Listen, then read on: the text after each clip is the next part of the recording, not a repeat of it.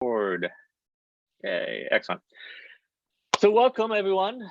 This is our second, the Virginia Serious Games game slash tech innovation speaker series for fall 2022. We've been doing this for a few semesters, few years now.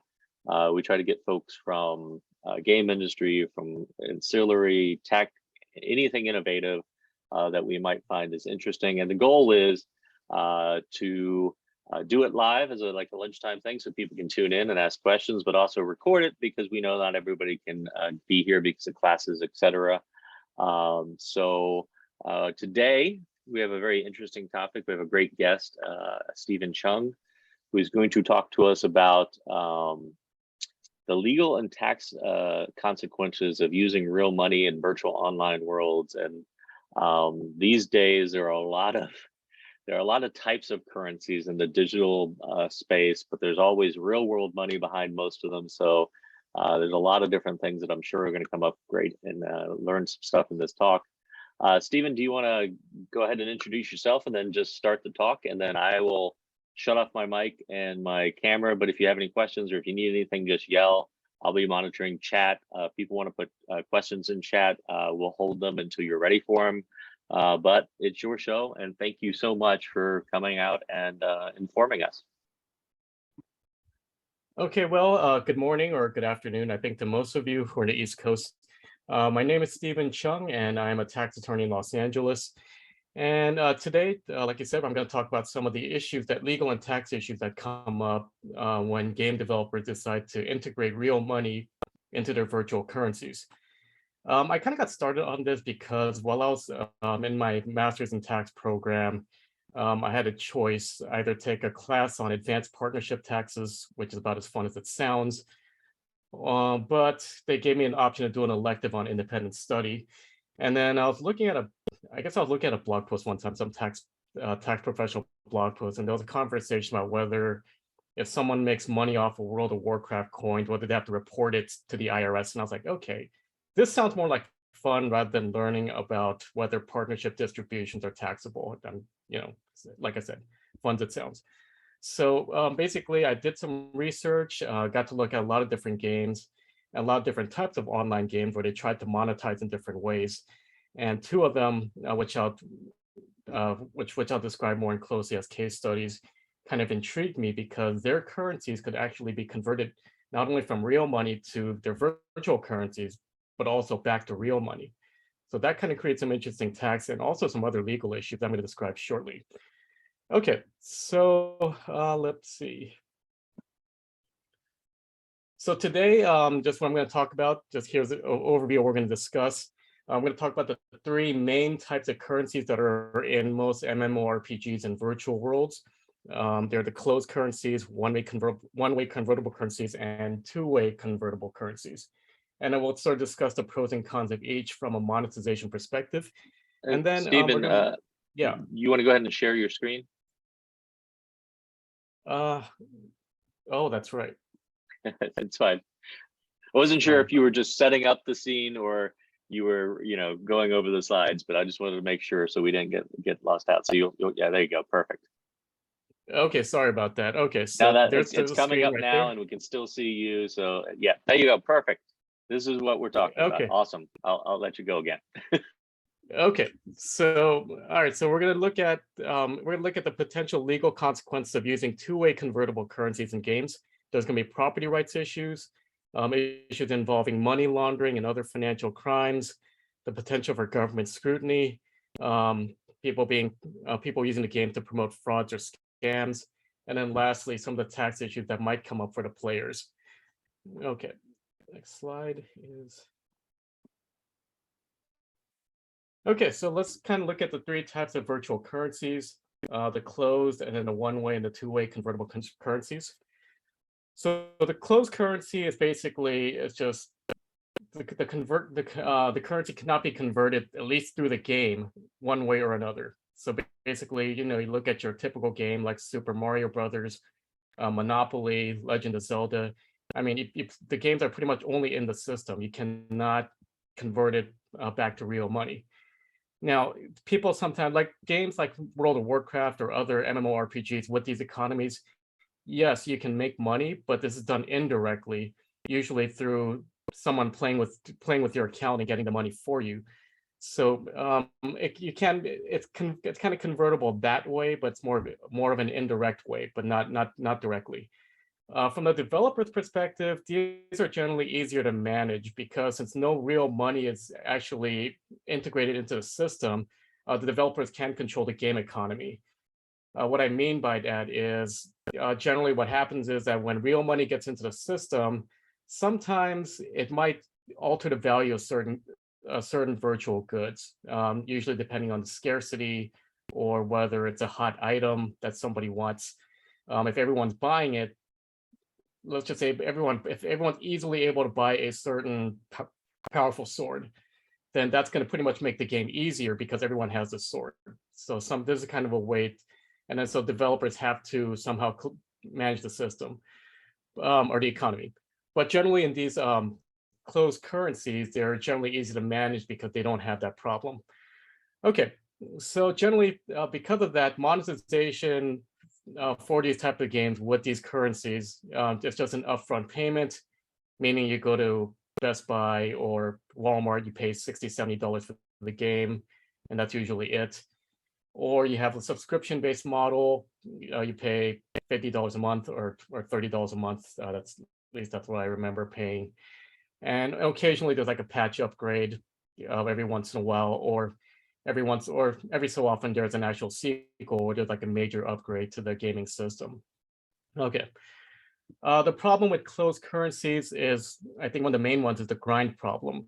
It's just that if you want to progress in the game, you have to kill monsters, you have to do all sorts of things, and it sometimes takes a lot of time. I'll give you an example, which I was talking about earlier. I play Gran Turismo 7 about an hour and a half a day, which is about an hour more than I should. This is because some of the top cars in the game cost like 20 million credits, and the top races only give like 800,000, and you have to spend like 20 minutes doing them. So if you want to get the good card, you have to literally spend a ton of time doing it. Okay, so that's unfortunately there's like no real way to get around that other than unless you have someone else play it for you, or if you want to put in the time to upgrade your skills or get the item that you want. Okay, so the next slide, we're going to be looking at one-way convertible currencies, and these are just ones where the real-world money can actually go into the game system. The developers basically allow it. And most of you kind of, I guess a more popular way to describe this is just really microtransactions. Basically, if you get the game for free or you buy it, but then you pay for it on the back end after once you start playing it. So monetization, pretty much the same thing, but like I mentioned, there's also microtransactions. So basically, games like this, it's a way to usually startup gaming companies. They do make it free to play for a little while, but at some point, you're gonna have to either put in money either to get some special item, or if you want to progress faster, and that somehow kind of alleviates the grind problem I was talking about. So let's just say I get into a game where Sang is already established. She has like a ton of good items, and I'm just a newbie. I have to get good, or and I don't have anything, but I could just put in like $100 and still buy all the items, and I can still pretty much, at least item wise, be at Sang's level. Although he'll definitely, he's definitely still ahead of me in terms of game skill, but it does somewhat alleviate the grind problem that I was talking about. Generally, usually with these games, only minor updates are needed from time to time, and sequels are less common, usually with these types of environments. Probably the best example is Grand Theft Auto 5. I mean, it's been out for at least I think at least like 8 years, and now I think they're starting to talk about Grand Theft Auto 6. So the game's been out for a while, and they've been making a lot of money because people are able to buy the game currency when they play online. So that's one really good example. Another example is, like I said, Gran Turismo 7. You can actually buy credits through the game, and I think it's like $1 for you get 100,000 credits for like $10. So what happens is, to get that car example that I wanted, and the car I think that I wanted was it was the McLaren F1. Car enthusiasts know how valuable that is. You can either grind for like 5 days straight to get it, or you could pay equivalent to $200 to get the credit to buy the card up front. So that's a trade-off there. Another good example is Fortnite. You can buy items to customize your avatar. Pokemon Go, you can use it to buy coins, so you can pretty much buy items to enhance your play, or and things of that matter. Okay. Oh, just one other thing. If any of you do have any questions, do put in the chat section. I cannot see it, but I think James or Sang, if they see it, they can just interrupt me, and I'll try to address it. So don't feel like you have to kind of listen to this whole thing if you have any questions. I will call them out if they do. Okay, thank you very much. Okay, so finally, these are two-way convertible currencies. And these are just the ones where you can actually convert both real money into virtual currencies. And then also you can convert virtual currencies back into real money. There's also a type of equivalent where the game currencies can also be converted into other prizes. I mean, that's also kind of a thing, but I think the type of situation that me and also many governments are concerned about is the type of currency that can be converted into cash, and I will get to the reasons why in a bit. Okay, so the benefits are to having these two-way convertible currencies are the same pretty much. It somewhat alleviates the grind problem. Sequels are very less common. Usually they're just very minor upgrades, so there's no need to spend a ton of time like trying to redevelop the game. I mean, as long as it does well, developers have no incentive really to, let's just say, fix what isn't broken. Okay, the other good thing is since can actually make money off of these games, and the two case studies we're going to discuss later, there's actually publicized stories of people supposedly making hundreds of thousands of dollars selling virtual items or virtual real estate. So what these people are going to do is if they're making money off of your game, they're going to have a vested interest to make sure that the game succeeds so they can also make money. So they're going to pretty much promote the game just as much as you would. So I mean, like, it's kind of like if you get Bitcoin. I remember when people got Bitcoin for $100 a day, or $100 back when it cost that much. And then everyone just like posting on their Facebook saying like, oh, Bitcoin's going to go up to 10,000, and most of us just kind of like shook our heads thinking you're crazy, but we all know what happened there. But the thing is, if you have players that actually make decent money, then yeah, they're going to pretty much be a good pretty much free advertising, be like a brand ambassador. The other thing is, and if a company feeling really mean, they can charge a progressively higher fees to higher income players. Basically, it's kind of like a developer's income tax, so to speak. It's like sort of like a progressive income tax player. Usually, obviously, your high-end players are not going to like that. But on the other hand, there's a couple of things. Number one, these players really don't have a place to go. I mean, they can't just, at least right now, they can't just take their business and go to another platform. It's just they're kind of stuck there. Another justification is that, at least what I've heard from some developers, is that the high-end players take up more of the developers' resources, like server fees, salaries, things like that, so they can justify charging higher fees. It's sort of analogous to pretty much why higher income people should be taxed at higher tax rates. It's not recommended, but just something I kind of heard on the down low between some developers. Okay, so again, the problems are you have to deal with chargebacks or customer complaints, and there's the same thing with one-way convertible currencies, which I didn't mention earlier. Usually the problem is you can have kids who take their parents' credit cards and then they buy like a ton of stuff without their parents' authorization, and then you get a call from parents, and then you have to decide whether to refund them or just tell the parents, look, that's not our problem. And then you're going to get some people who are just unhappy with the product they purchased, pretty much similar to real life purchases. Okay, and then one big problem with companies using two-way currencies is that even though even though there might be a dispute involving let's say a buyer and a seller of virtual property and has nothing to do with the game, the company might actually be a defendant in a lawsuit. Usually the reason being is that the company did not take adequate measures to protect the person suing. So that's probably going to be like their cause of action. So that's kind of one thing you have to be aware about when you use these two-way currencies. Okay, right now there is only two that I know of that actually use two-way convertible currencies. Supposedly there's a third called Roblox. I'm sure some of you heard of that. However, it's not really on their website. There's sort of some, I saw some web pages that say you have to meet certain requirements to actually be able to cash out your Robux. So I didn't really cover that, and also I'm not too familiar with the game, but that might be another third virtual world that does use a two-way convertible currency. Okay, so so we're going to talk about several reasons why there are so little two-way convertible currencies games.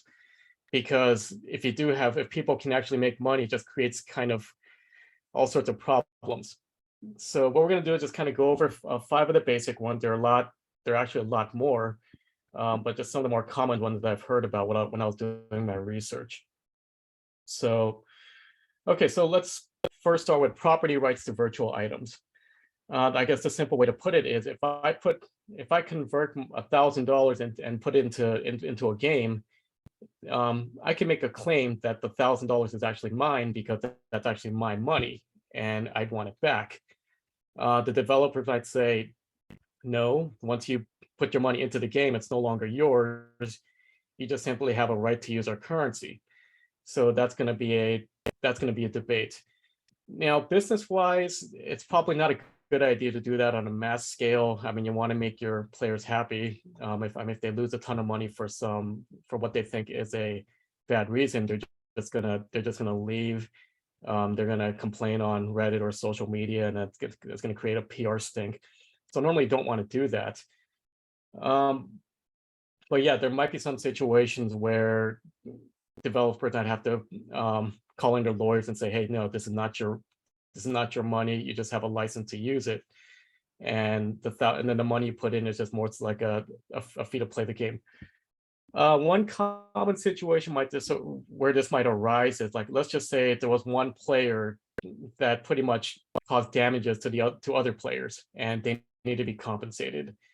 I can't think of a specific instance off that mind, but I can see a scenario like that happening. Let's just say maybe a player kind of hacked into a guy's system and then just deleted all their virtual items or just caused destruction of some kind. And then basically the player had to hire somebody to fix everything and had to pay the money. So that's something developers might have to think about.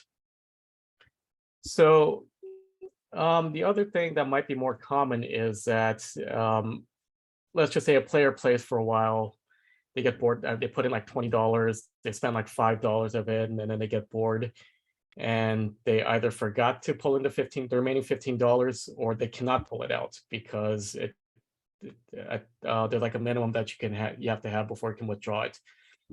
So what happens then? The developers get to keep the currency, or do they have to somehow return it? That hasn't been established yet, but that might be something that they think about. And if it is considered abandoned, what do they have to do? Do they get to keep it, or do they have to follow certain procedures before they can keep it? And so that's kind of something they have to think about as well. Okay, so anyway, usually with most property rights for developers, you want to put a very strict clause on your terms of service or your end user license agreements saying that you have no property rights to your money. It's just you just have a license to use it only for in-game purposes.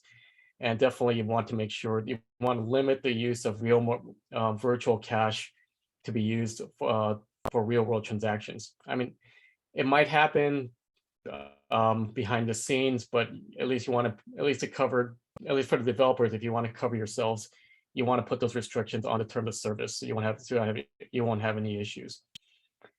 Okay, next slide. Okay, so now virtual currencies with two-way convertible systems. Oops. There's going to be issues of money laundering and other financial crimes. Okay, money laundering in itself is a very complicated topic. That goes without saying. I'm just going to focus on some of the basic ones and how they apply to in-game transactions. So basically, developers have to look at whether an in-game transaction is actually legit, or is it a, is it a, or is it hiding a secret and possibly illegal transaction on the side? Okay, just to give you like a simple example, I mean, let's just use Legend of Zelda. You get the wooden sword for free.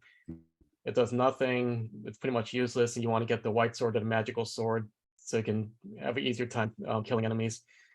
Same thing, I guess, with World of Warcraft and other things. But I mean, if you have like, let's just say in a virtual world, someone buys a cheap wooden sword that could be replicated multiple times, so there's no scarcity. But someone's paying $150,000 for it, or not even that. It could be like $1,000. So why would someone pay $1,000 for a sword that's literally worth nothing? That's something you have to think about. Another possible way to do it is, what if, or maybe someone might get around it by buying the same item multiple times. You might buy 1,000 wooden swords, or you might find a sword with pretty much the same sword, but like has a different color. Yeah, but the point is they buy multiple times that really have no economic purpose in the game. So if that's going on, then there might be something going on behind the scenes. So that's something that virtual world developers we're going to have to look into to see if there's like an unbalanced transaction going on. I do know that there are some games that do have like restrictions on unbalanced trades, but yeah, this is kind of, especially when real money's involved, that's when you have to really look at it. Okay, so and then I think the third issue is currency hoarding.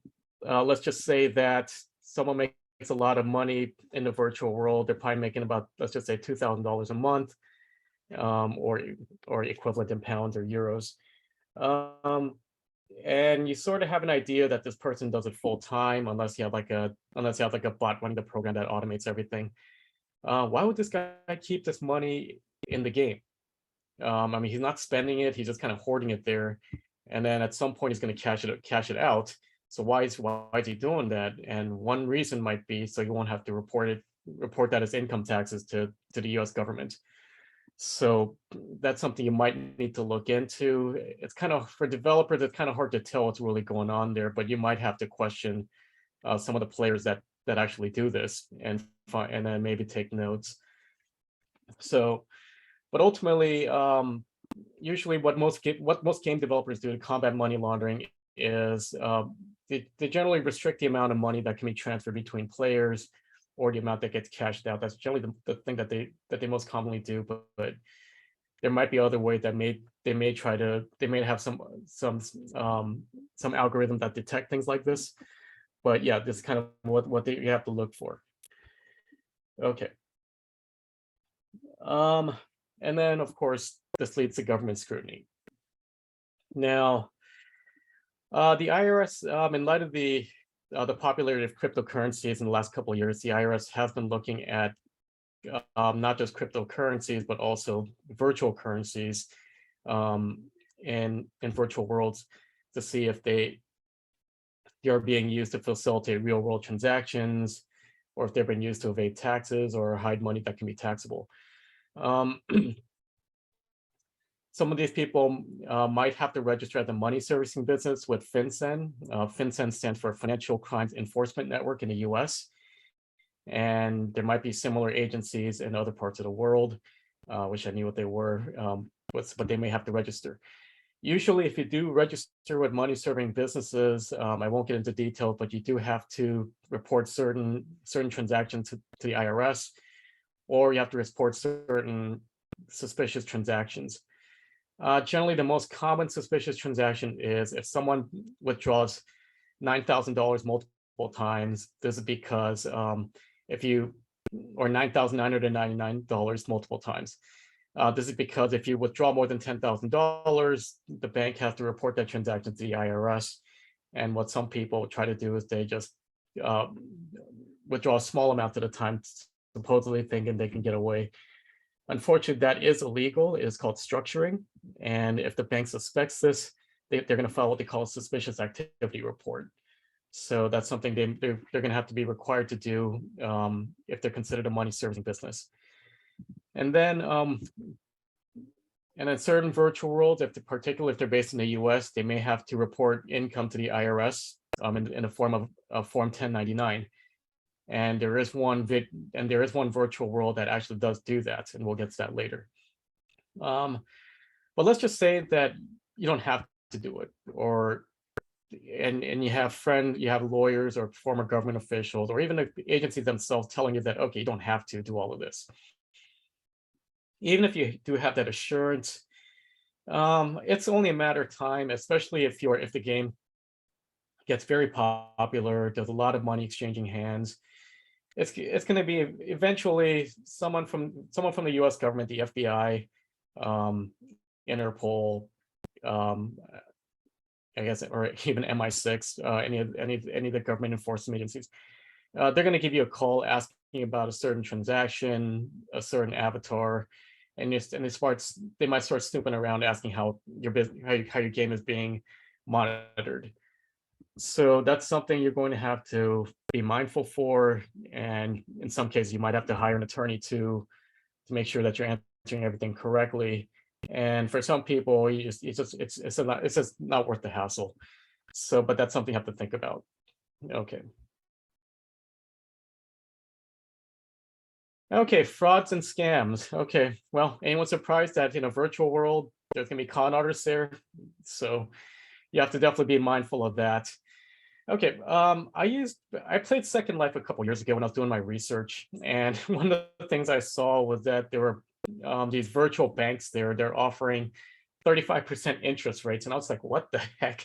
Where are they getting? How are they gonna get this money?" And obviously, this is the Ponzi scheme. So you had to. I mean, no one's gonna be offering 35% interest.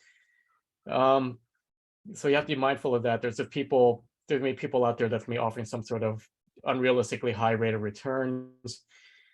Some people might offer to sell you virtual currencies at a better rate than what's being sold at the open market or what the developer's offering. Or same thing with virtual items or virtual real estate in some cases. So you have to be mindful of that.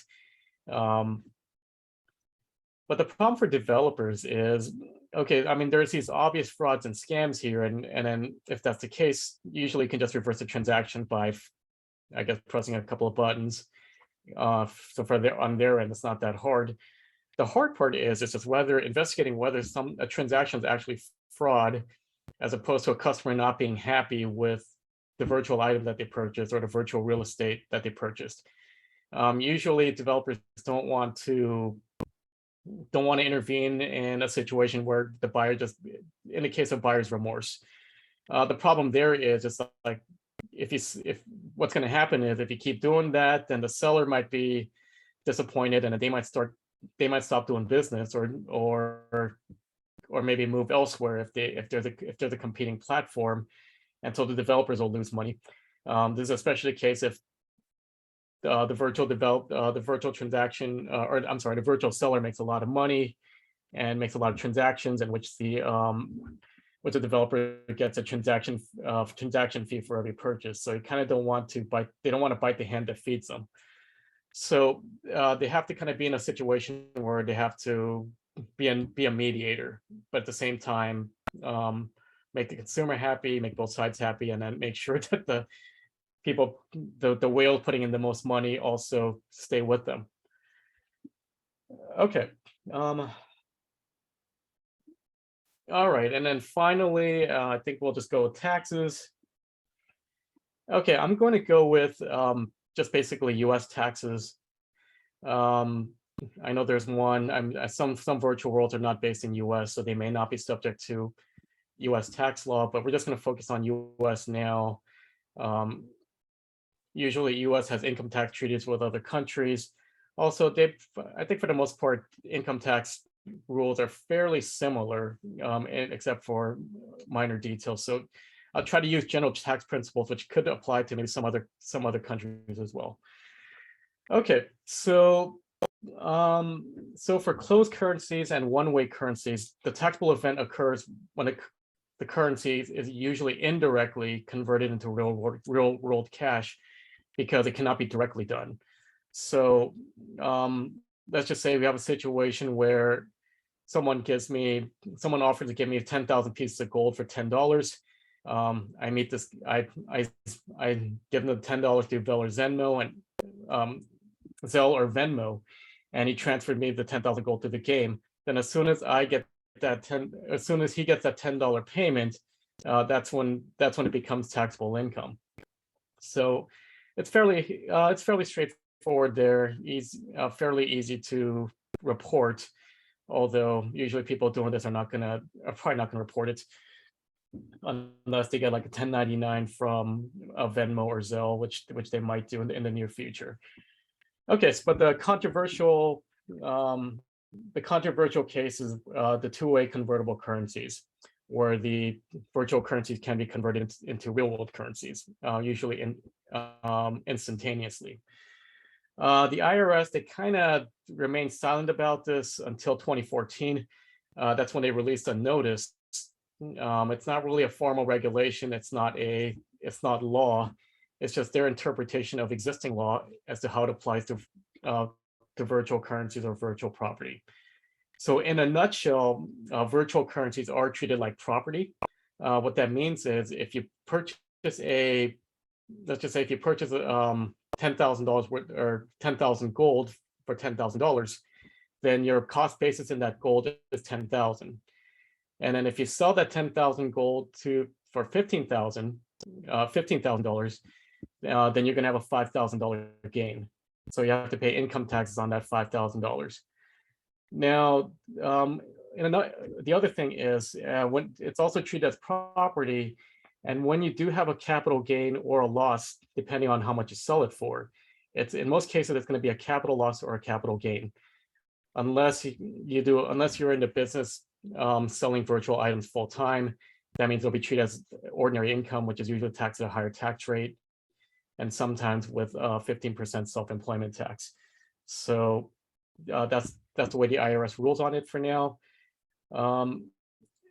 Now, most states will pretty much have at least the states that do have income taxes, they're going to follow the same rules that the IRS does. So they're going to impose their own state income tax on virtual currency transactions. But most states also have sales taxes, usually involving the sale of goods and sometimes services. So I'll give you an example. Where I live in California, there's a sales tax on goods, but not services, or at least not yet. So the question is, if I sell a virtual good, is that equivalent to a real life good, or am I just subject to sales tax, or am I just selling a bunch of computer code, which is not subject to sales tax, or which shouldn't be? I think we pretty much know what the government might say, although they haven't really made a ruling on that. But yeah, it's gonna be confusing because there can be an argument saying, "Oh, look, I'm not really selling a virtual good here. It's just computer code, and it's not the meaning. It doesn't meet the definition of a tangible good in under most sales tax laws in most states."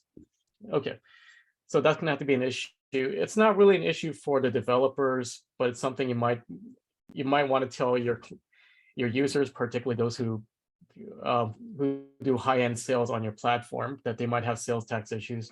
Don't need to be concerned about. Now, the problem with taxes, at least for players, that developers should be concerned about is distinguishing casual players versus business players. Now, the casual players are just people who are there for fun. I mean, they'll do a sale once in a while. They'll mostly buy stuff, but I mean, occasionally they'll do a sale. They'll make some virtual item for someone as a favor and then just sell it to them for like $5 or something. No big deal. They don't do a lot of this. These people don't want to be advised. They're probably not gonna even know that there are tax consequences there, and they don't want to know about it. And if they're concerned that that they might have taxes on their game activities, then they might run away. So you have to find a way to sort of protect these people from tax consequences. Usually for most of these people, they're not gonna, I mean, their income's gonna be so low. I mean, if they're probably not gonna do much sales, so it's probably not an issue. But yeah, there might be some people that might actually get in between that line between being a casual versus business. So they might have to be warned that they might have to pay taxes on whatever income that they produce. Business players, they're a little more savvy in most cases. If they've been in business in real life, then they know that they have to pay taxes on their real world money, or even or virtual world money. Usually, business players would want to know whether the receipt of their virtual currency in itself is taxable in their jurisdiction, or do they have to wait until they cash out, similar to what they do in closed currencies or closed currencies or one-way convertible currencies. So you're going to have to let them know that if you do have this type of currency system where you can convert virtual currencies back into real world money, then yes, it could be taxable in the U.S. once you receive the virtual currency.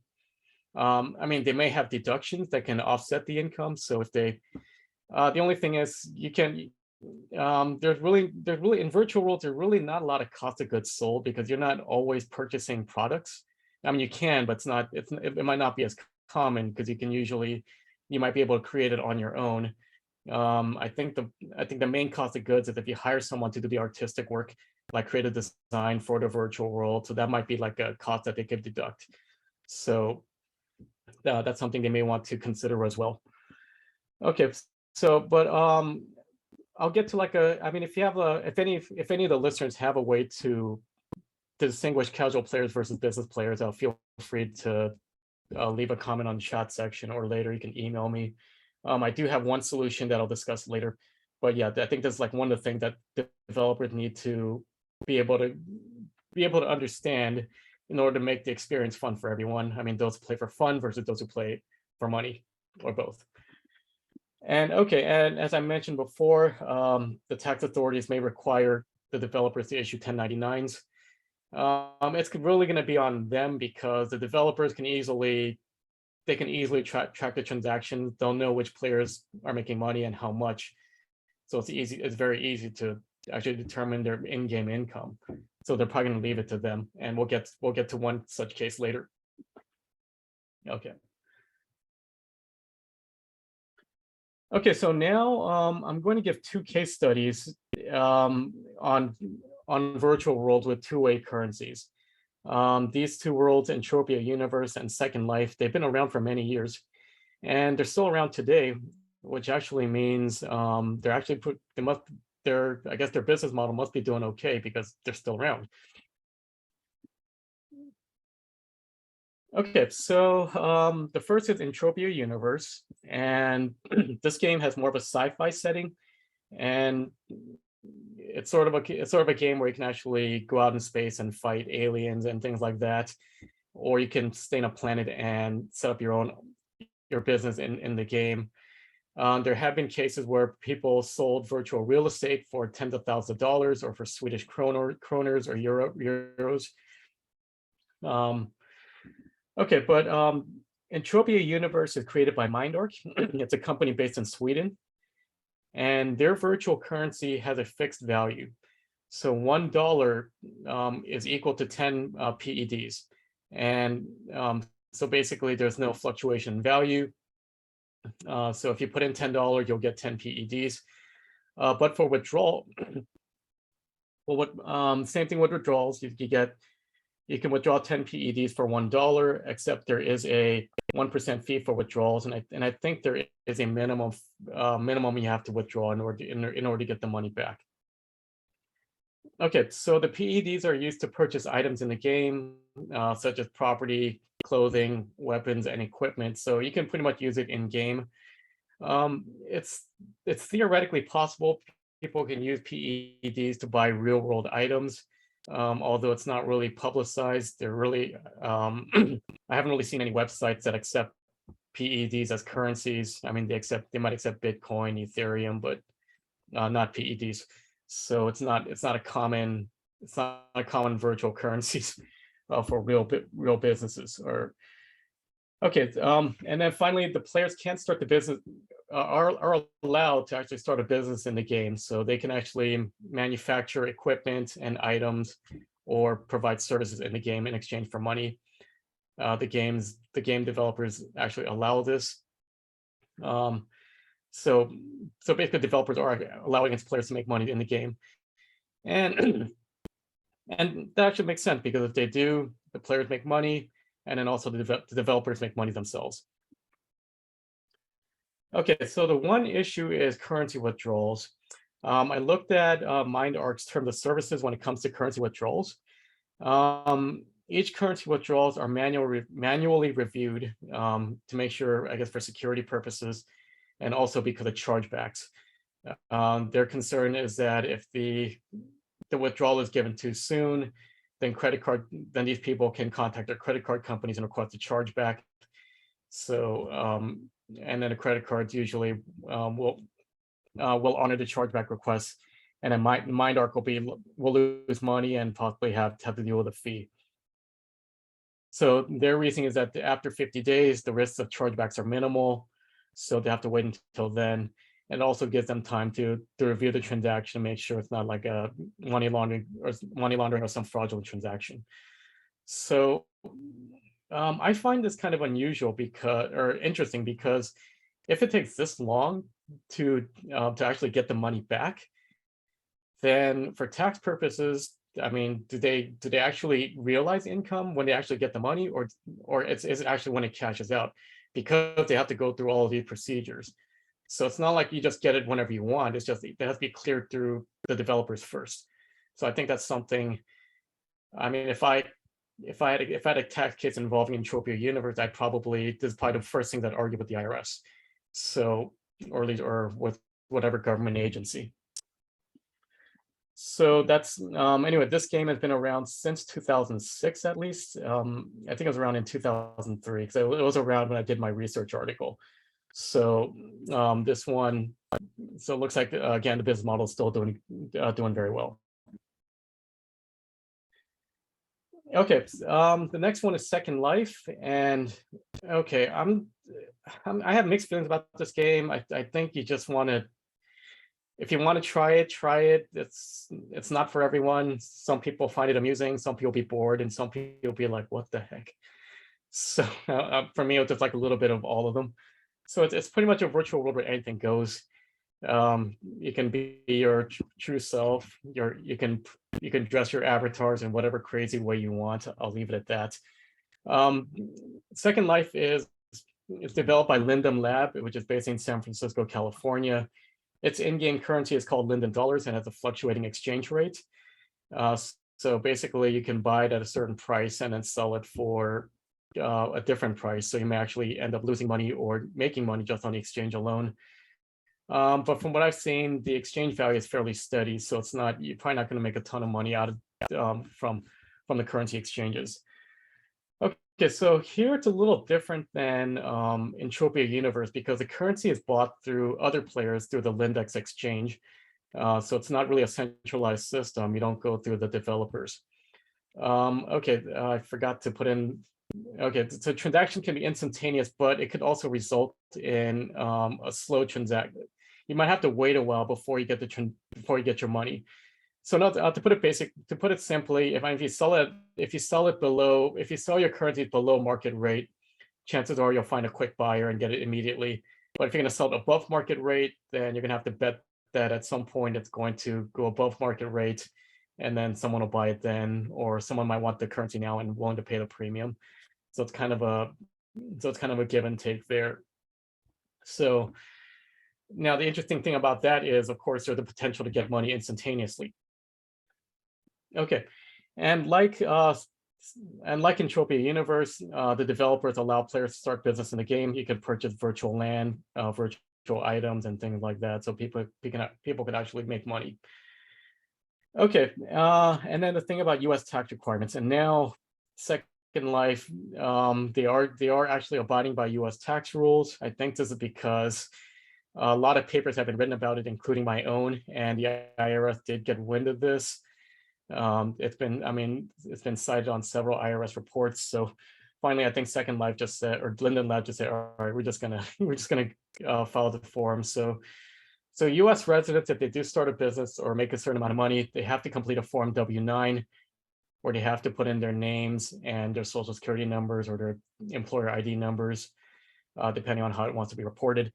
And non-residents of the United States have to submit a Form W-8BEN, mainly because whatever income they get have to be 30% have to be withdrawn from that amount for U.S. non-residents. Also, at the end of the year, they're going to issue Form 1099s to people who actually make money in the game. So if you are going to use Second Life, then yeah, you're going to have to, they're actually abiding by US tax rules. So you may have to file a US tax return and maybe pay taxes on the income. Okay, so basically these are the two cases where virtual currencies do work, or two-way convertible currencies do work, but just wanted to give you some closing thoughts. Yeah, even though these two, it's possible for these type of games with two-way convertible currencies to make money, it just seems more of a burden than a hassle. That's why a lot of bigger companies are not doing it.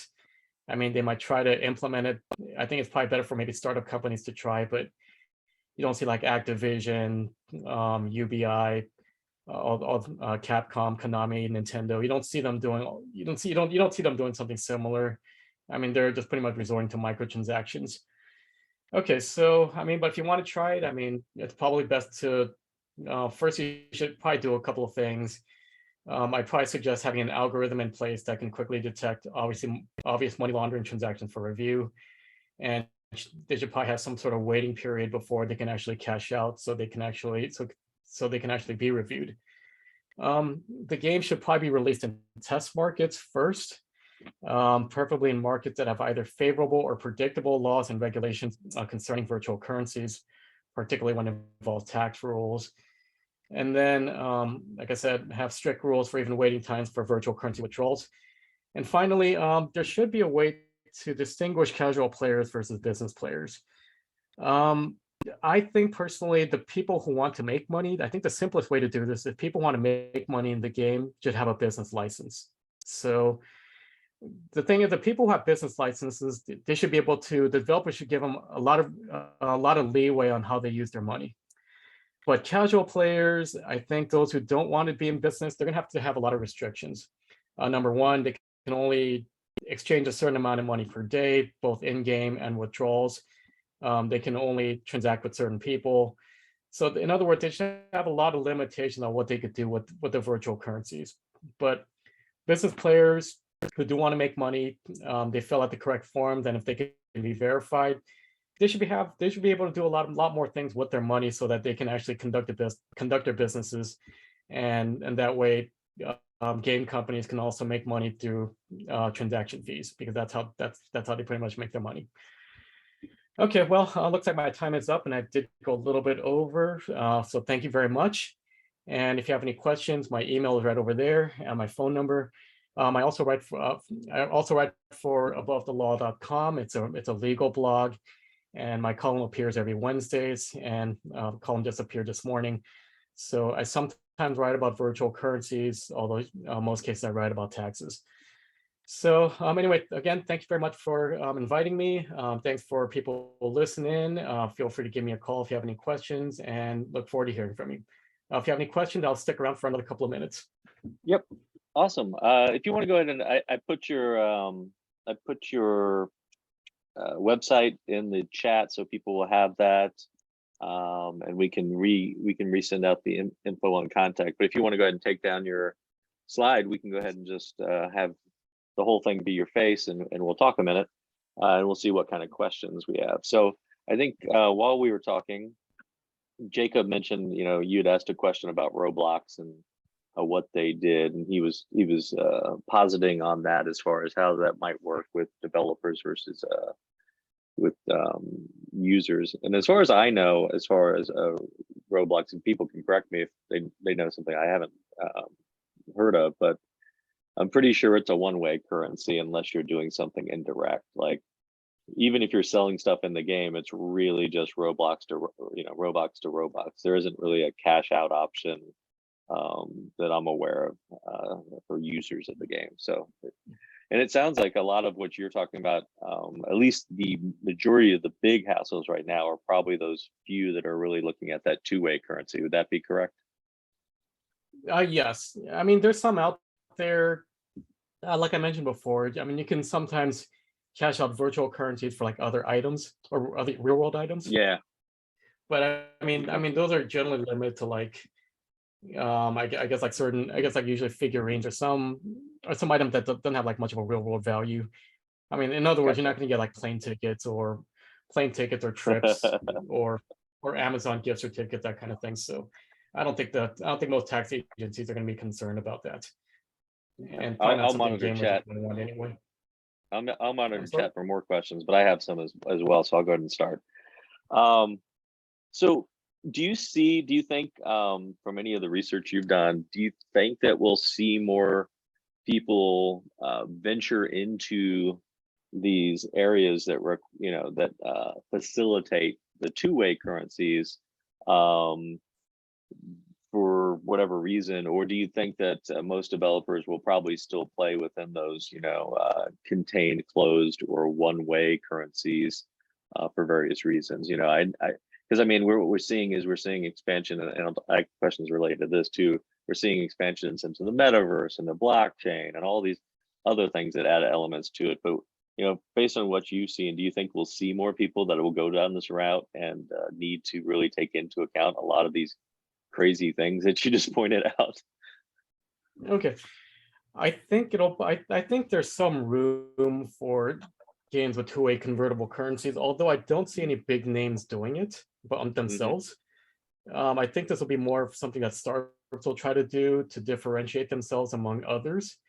Hmm. Um, I, I think it's probably going to be more likely because the rise of cryptocurrencies in recent years, that they kind of incentivize countries to issue regulations Hmm.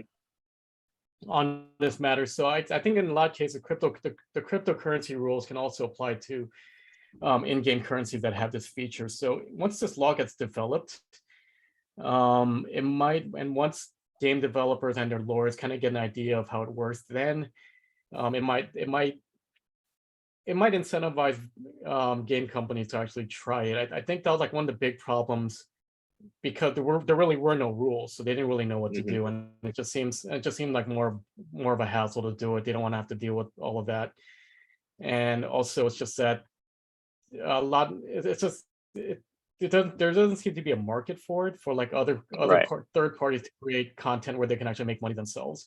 But like I said, I think one catalyst will probably be if cryptocurrency rules are developed more, and if they can be applied to in-game currencies. Once it becomes more developed and more predictable, then I think game companies at the startup level will probably try and experiment with them. So Hmm. it might happen in a couple years. Yeah, that was going to be one of my questions is, because of the weirdness of how cryptocurrencies, come into effect, right? If you say, hey, you know what, we're building an Ethereum based game, so you can pay for stuff in game with Ethereum, and eventually you can, if you have extra money, you can take it out. If you want to sell stuff in the game and get, they'll pay you in their Ethereum. I mean, does cryptocurrency allow them to bypass some of these problems, at least now until regulations come out? Because the currency conversion, like the worth of it, is actually outside of the game, or you think they still have some of the same problems if they use cryptocurrency versus dollars? Okay, I'm sorry. Can you repeat that question? I didn't get the Yeah, first no, part. does cryptocurrency Yeah. allow them to solve some of the problems that using real money presents if they were trying to do two-way conversion in their game? So if I said, instead of saying, hey, I can pay with dollars, you can pay with Bitcoin and you can get Bitcoin back. Does that change the equation because there aren't any good cryptocurrency rules? Well, I think Bitcoin, it does have. I think Bitcoin is unique in the sense that it does have an instantaneous real world value. So if you do have, I mean, it can alleviate some of those problems, but I think you have to. Well, first of all, you have to find someone who will take Bitcoin. Mhm. Some game developers, um, I, I I don't know of any at the at least not the big names, that do Yeah, accept no, I only Bitcoin ask over. because there's a lot of people getting into blockchain, cryptocurrency games, and I think they're going to run into some of the same problems. So Yeah, I mean, I could probably see these companies using cryptocurrency as like their in-game currency. But the mhm. problem is, I mean, as we've seen by Bitcoin, I mean, the value can tank sharply. So if that happens, people are going to walk. I mean, game companies will lose money in transaction fees. So it's kind of unstable. Yep. So, I Oh, mean, I that can could send be an you. option if you I, want to. I can send you a few studies or some people to look at that exactly happened. There have been some people who've tried in this market, and as soon as the cryptocurrency drop happened, a lot of their companies kind of went out of business. Well, So the thing is, that's very cool. well, the thing is, I just wrote an article. It's going to be published in Bloomberg, hopefully Oh, sometime soon. Usually, and if people like lost money in crypto because they got yeah. scammed, or if they think they got scammed, they can actually take a theft loss deduction, which might give them a better tax benefits. Oh, that's The only interesting.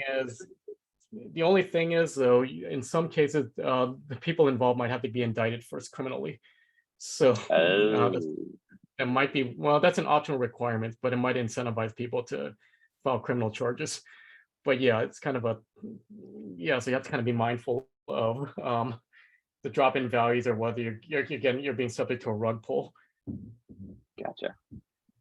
Well, I mean, I have other questions, but honestly, we want to keep it around to an hour, and we're getting up on time, and I don't see anything additionally in the chat. So instead, I'm going to go ahead and say thank you. This was a very very educational, very interesting topic. I think there's a lot that, especially game developers, designers, all the folks that are in games.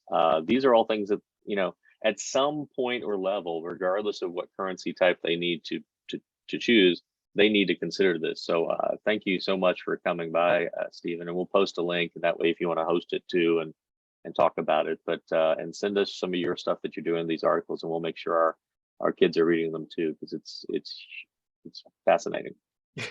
As long as they get an easy A for doing it.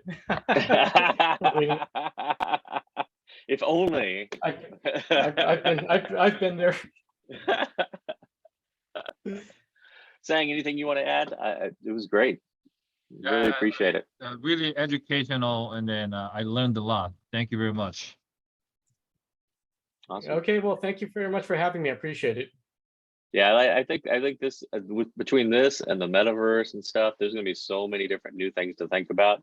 I saw people selling services inside of the metaverse for people building like houses in the metaverse, and it's just like, oh, the incomes and all these different things. It's going to be really weird to look at, and that whole idea of whether it's direct or indirect is huge for whether you're as a business person have to worry about it. So cool, awesome, thanks so much.